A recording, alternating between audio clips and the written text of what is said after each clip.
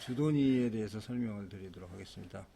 주도니는 북송의 대표적인 도학 창시자입니다. 1017년에서 1071년인데 만년에 염계서당을 세워서 염계선생이라고 불립니다.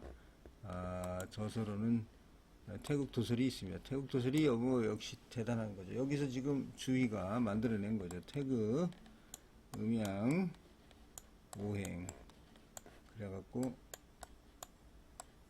건도성남, 곤도성녀 이렇게 남녀가 나오는 거죠. 이런 그 태국 도설의 이 그림을 이제 주도니가 태국 도설에서 썼는데 이것은 이제 도교에 있는 그림이다 뭐 이렇게 주장하는 사람이 많이 있어요. 여하튼 간에 약간 도교에들은 비슷한 그림이 있어요. 그러나 이것은 주도니가 그거 논쟁이 많이 심하죠. 그러나 이제 지금은 주도니가 이걸 가지고 또 주의가 받았기 때문에 주도니가 독자적인 생각이다 라는데 이론이 별로 없습니다. 자, 그래서 통서는 역통, 통서가 있습니다. 통서. 태국 도설에서 무국이면서 태극이다. 태극이 움직여 양을 낳고 움직임의 끝에 이르러 고요하고 고요하여 음을 낳는다. 이렇게 얘기하고 있습니다. 자, 주자는 주도니 태국 도설에 대해서 이렇게 설명을 하고 있습니다. 자, 무극이면서 태극이다. 태극이 움직여 양을 낳고 움직임이 끝에 이르르면 고요하고 고요하여 음을 낳습니다. 고요함이 끝에 이르면 다시 움직인다. 한 번 움직이고 한 번 고요하여 서로 그 뿌리가 된다. 그것은 음을 나누고 양으로 나누어 양이가 세워진다. 양은 변하고 음은 합하여 수화 목금토 오행을 낳는다. 5가지 기가 순조로이 분포되고 4계절이 운행한다. 오행은 하나의 음양이다. 음양은 하나의 태극이다. 태극은 본래 무국이다. 오행이 생성됨에 각각 그 본성을 하나씩 갖는다. 무국의 진수, 음양과 오행의 정수가 오묘하게 합하여 응어리 진다. 건의 도는 남성을 이루고 고뇌의 도는 여성을 이룬다. 2가지 기가 서로 감응하여 만물을 변화시켜 생겨나니 만물은 낳거나와 변화가 끝이 없다. 오로지 인간만이 그 빼어남을 얻어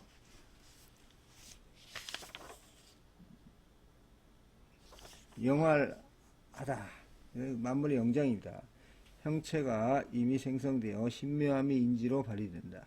5가지 본성이 감응하고 움직여서 선과 악으로 나뉘지만 10,000가지 일이 나온다.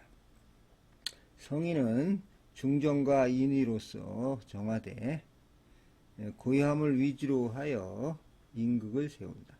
그러므로 성인은 그의 덕이 하늘에 합치하고 그의 밝음이 해와 달에 합치하고 그의 순서가 4계절이 합치하고 그의 기륭이 기신과 합한다.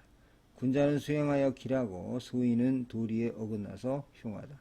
그러므로 천도를 세워 음과 양이라고 하고 지도를 세워 유와 강이라고 말하고 인도를 세워 인과 의라고 말한다.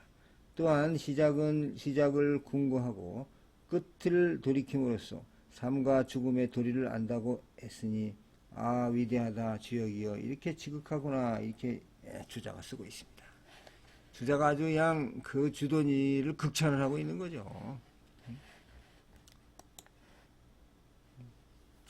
자, 음양과 동정으로서 그 주도니는 태극과 양의 관계를 설명했습니다. 태극이 움직일 수도 있고 고요할 수도 있다고 생각을 했습니다. 또한 그는 태극이 무국과의 관계에 있어서 무국의 본성은 정지라고 생각을 했습니다. 이에 따르면 태극의 운동은 결국 무국이 정지에서 나오거나 무국이 정지로 귀결됩니다. 영원하거나 절대적인 것은 아니라고 하는 것입니다. 주도니의 이 태극도설은 육아의 우주론의 기초를 제공했습니다. 주도니는 첫째, 무국의 시대에서 둘째, 이게 시대가 단계설이죠. 단계설. 무국의 시대에서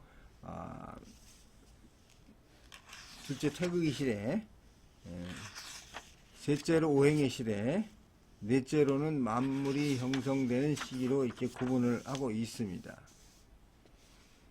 이는 우주에서 시작하여 결국엔 남녀라는 인간까지 형성 과정에 대한 해석들을 제공하고 있는 것입니다. 그리고 태국 도설은 고대 전통의 치상설, 즉 그림으로서 해석하는 전통을 잇는 중요한 의미를 지닙니다. 주자는 주돈이 태국 도서를 해석하여 수정하였으며 수정된 태국도는 송명청 모든 시대는 물론 우리 조선도 아우르는 표준의 태국도가 되었습니다. 자, 주돈이 주역 해석에서 중요한 것은 중의설입니다. 즉 강과 유의 두요가 각각 중간에 위치해 있는 것이 길한 것이라고 생각을 합니다. 주돈이는 통서에서 오직 중이라는 것만이 화이고 중절이고 천하의 도의 도달함이고 성인의 일이라. 그러므로 성인이 가르침의 지침을 설정하여 사람에게 스스로 악을 바꾸게 하고 스스로 그 중에 이르러 멈추게 한다라고 주장하여 중도를 사로 보고 있습니다. 이는 주역의 중의설과 중용의 중화설을 결합하여 도덕 수양의 준칙으로 삼는다는 그런 것이 되겠습니다. 그리하여 주돈이는 주역 개사 전에 국리진성 이유천명, 즉 이치를 궁구히 하고 본성을 다하여 천명에 이른다는 점을 도덕수양의 근본으로 삼고 있습니다. 자, 주돈이의 결론적으로 그 주돈이는 중요한 것은 뭐냐면 이 그림을 가지고 약간 도교적인 성격의 그림을 가지고 이 주역을 해석했다 하는 점이 암으로써 이 도교의 그러한 어떤 생각을 일부 반영을 해서 주역의 해석의 틀을 상당히 높였습니다. 그 다음에 앞서 말씀드린 대로 음양과 동정의 관계를 가지고 어떤 태극과 양의를 설명함으로써 해석의 어떤 기반의 확장성을 확대했고, 결과적으로 이 태국 도설은 뭐죠? 태국 도설은 육아의 우주론에 큰 영향을 미친 거죠.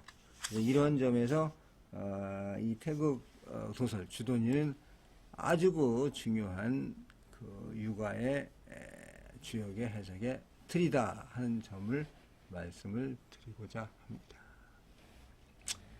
자, 이 주돈이는 여기까지 마치고, 자, 그 다음에 소옹입니다. 소옹. 이 소옹 선생은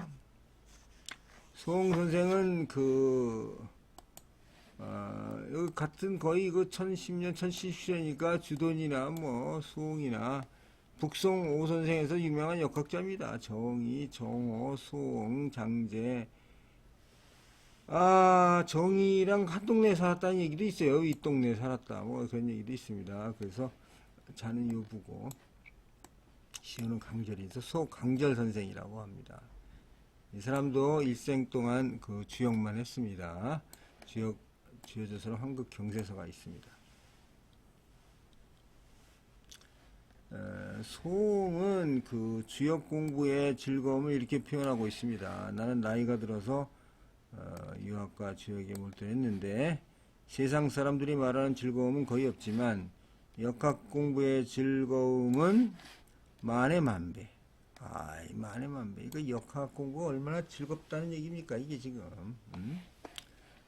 사물을 그리고 수학의 입장에서 사물을 관찰하는 즐거움은 거기에 다시 만배. 만에만배 억배. 이거 경배? 대단한 거죠. 이 사람이 진짜 대단한 사람입니다. 이게 주역은 어떻게 보면 그래. 제가 생각하기엔 주역에 이렇게 사람들이 평생을 바치는 이유는 뭐냐면 한번 빠지면 나오기가 쉽지 않은 것 같아요. 주역은. 주역 공부가 즐겁다는 얘기죠. 이렇게. 주역 공부가 즐거우니까 만에만배다. 즐거움이 만에만배다. 이거는 거의 엑스타시 아닙니까? 엑스타시. 이거 이 세상에 이렇게 즐거운 거가 있었어요. 자기가 아무리 황제가 되고 아무리 뭐 많은 여자를 거느리고 아무리 많은 전쟁에서 이긴다 하더라도 이런 즐거움이 되겠느냐 하는 얘기예요. 이게 지금 이 소홍이 생각하는 역학 공부의 즐거움은 만에 만배. 거기다가 다시 사물을 관찰하는 즐거움은 더시 만배를 더하고 있다. 야, 대단합니다. 정말. 소홍의 황급경세 자체도 대단한데, 에? 자, 같은 북성 오선생으로 불리는 정호, 정희 형제입니다. 정호와 정희. 그래서 이정이라 그래요. 이정. 이 정씨가 이정씨입니다.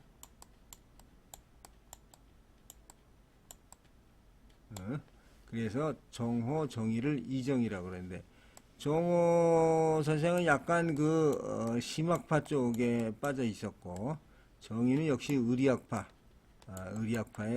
의리학파의 전통입니다. 근데, 이, 같은 뭐 마을 앞뒤에서 살았다고 하는데, 공부도 같이 했다고 하는데, 별로 그렇게 어떤 소홍의 수학에 대해서는 얘기를 안 하고 있습니다. 여기서. 정호, 정희. 여기는 정명도라고 하죠. 명도. 여기는 정이천입니다.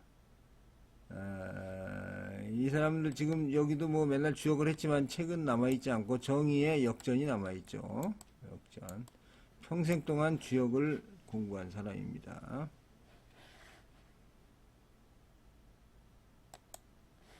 자, 소홍의 역학은 수학으로 주역을 해석하고 있어서 수학파라고 불립니다. 그는 홀수와 짝수의 기초 위에 계상의 변화를 설명하여 수가 상을 낳는다. 수생상, 수가 상을 낳는다 주장합니다. 그래서 양의 사상 8개, 그리고 64개의 발전을 가일배법으로 설명합니다. 홀수와 짝수의 두 가지 수의 변화가 64개가 된다는 것이며, 서양의 그 이진법제와 유사한 거죠. 그래서 서양의 옛날 뭐 라이프치가 수학자인데, 이게 우연히 여기 이것을 보고 나서 깜짝 놀랐다는 거 아니에요, 지금. 여기 말입니다. 이진법을 만든 라이프니츠도, 소홍의 홀수짝수 수학이 취한 64개 차 서도를 보고 감탄했다고 합니다. 그래서 그의 수학은 한국경에서 원회운쇄, 원형이정이 아니고 원회운쇄입니다. 소홍은 자기가 쓴 황국경세의 책을 뜻을 설명해서, 황은 사망 중 한 명인 복희씨를 가리키고 사망일의 도의 변화를 가리키는 것을 경세라고 합니다. 그래서 한국경세다 이거죠. 소홍은 태양이 하늘의 원을 그리 다스리고, 달이 하늘의 회한을 다스리고, 성은 하늘의 운을 다스리고, 신은 하늘의 세를 다스리고, 원회운세입니다. 그래서 이게 지금 천문학과도 관련이 있는 그런 사항이 되는 거죠. 즉 일로서 일을 다스리면 원의 원을 알 수가 있어서, 일로서 원을 다스리면 원의 회를 알 수 있고, 일로서 성을 다스리면 운을 알 수 있고, 신으로서 신을 다스리면 세의 세를 알 수가 있습니다. 원형, 이게 이제 원회 운세가 되는 거죠. 그래서 원을 1로, 회를 12로 하면 원이 360이고 원의 세는 4320이다. 그래서 회의원은 10이고 회의회는 144. 이런 과정을 거치면 원의 시간, 지구의 기본 시간은 129,600년이라는 거죠. 그래서 한국경세 하나의 원의 수가 되는 것입니다. 원의 수, 원이 지금 여러 개가 있잖아요. 그래서 64개를 원의 운세에 적용하여 소축계는 12만 9,600년에 해당하고, 대축계는 4,565만 6,001에 해당한다면서 수학의 일을 제시하고 있습니다. 그때 당시에서는 이거 아주 깜짝 놀랄 만한 사건이죠. 이 수학 계산하기도 어려운데 이거 이렇게 계산을 하고 있으니, 지금은 컴퓨터로 인해서 아무것도 아니겠죠. 그렇지만은 이건 지금 대단한 그런 사건입니다. 그래서 오늘날의 수학적 이론으로 볼 때는 이건 과학적인 근거가 없는 것으로 평가가 되며 숫자의 유의에 불과한 것으로 평가되지만 이 소홍의 인생관이라는 것은 우리가 음미해 볼 필요가 있다고 생각합니다. 소홍은 우주가 변천하는 규칙을 이해하면 인간이 뭐예요? 정욕의 유혹에서 벗어날 수 있어서 전혀 새로운 기쁨을 얻게 된다는 것입니다. 즉 인간의 어떤 기본적인 본능적인 욕구에서 벗어나려면 우주가 변천하는 규칙을 이해하고 우주의 원리를 이해해야 되는데 자기는 그걸 이해했기 때문에 역학을 공부하는 기분이 뭐 만에 만배, 억배, 억배. 또 그거 말이죠. 관물의 즐거움이라는 관물은 어떤 사물을 갖다가 관찰하는 거죠. 관물의 즐거움은 더욱 많습니다. 비록 삶과 죽음, 명예와 치욕이 서로 싸운다 하더라도 그들이 마음속으로 들어간 적이 없으니 네 계절의 바람, 꽃, 눈, 달이 눈앞에서 스쳐 지나가는 것과 무엇이 다르겠는가. 진실로 사물로서 사물을 살펴야 하는 두 가지가 사물로서 사물을 살펴야 두 가지가 서로 상하지 않을 수가 있다. 대개 그 사이에 있던 정욕의 유혹은 모두 사라지게 될 것입니다. 그래서 황극경세가 원본이 남아있지 않습니다. 그 아들이 지금 황극경세라 그래가지고 비슷하게 쓰고 있는데 아마 우리나라의 번역이 된 것으로 알고 있습니다. 그리고 여러분들 이런 고전 공부할 때 너무 한자에 집착하지 마세요. 이게 중요한 게 생각이지. 한자 공부하려고 지금 이런 고전 공부하는 겁니다. 이거 한자 공부하는 시간 동안에 시간이 다 흘러가 버려요. 전부 이게 지금 그냥 번역된 책으로 공부를 하셔야지 철학이 됩니다. 철학. 우리가 지금 공부하는 거 하고자 하는 게 철학이죠. 동양 철학이지. 한문이 아니에요. 우리가 전부 한문에 집착해가지고 아직도 상철학에서 말이죠. 그건 누가 했냐면 유교의 분들이 전부 한자 자기네 장점이 한자 아는 거거든요. 한자가 알아서 뭡니까? 우리가 예를 들어서 지금 독일의 니체 철학을 공부한다 그러면 니체 독일을 알아야 됩니까? 독일어 한 개도 몰라도 니체 철학 공부할 수 있어요. 아니 예를 들어서 소크라테스 공부하면 라틴어 알아야 됩니까? 아니에요. 이 언어라는 거는 표현 기법이에요. 여기서 한문이라는 것이 물론 한문이라는 것이 우리가 지금까지 얘기했던 상철학, 뭐 그림에서 의미가 있지만은 지금 이런 거는 다 번역이 돼서 그런 것이 의미가 없어요. 그리고 번역이 된 책을 봐야지 빨리빨리 진도가 나가지. 지금 한문 하나하나 해석해갖고 하루에 한 장씩 봐가지고 언제 공부를 합니까? 그거는 한문 잘하는 사람이 자기 과시용이에요. 주역도 저는 그렇게 생각합니다. 주역 공부하려면 주역 전이다. 정의 역전이다. 정의 역전 번역된 것만 보세요. 그래도 이해가 됩니다. 주자본이 번역된 것만 보세요. 그거 한자 하나씩 연구를 해서 하려고 한다? 불가능해요. 지금 책이 얼마나 많은데. 책이 지금 수백 권을 봐야 되는데 주역 공부하려면 이거 언제다 봅니까? 다 번역된 책 보시면 됩니다. 그리고 번역이 누가 잘했냐? 이거 지금 우리 교수님들 번역 잘하는 사람 많아요. 물론 그분들이 번역을 하면서 제대로 약간 이해하지 못한 부분이 있지만 그렇다고 해서 자기가 한자 하나하나 해석한다고 이해가 됩니까? 그래서 저는 그렇게 생각을 해요. 뭐 칠판에다가 한문을 막 엄청나게 써서 한문을 빨리 쓰고 잘 쓰면은 이게 철학이 수준이 높습니까?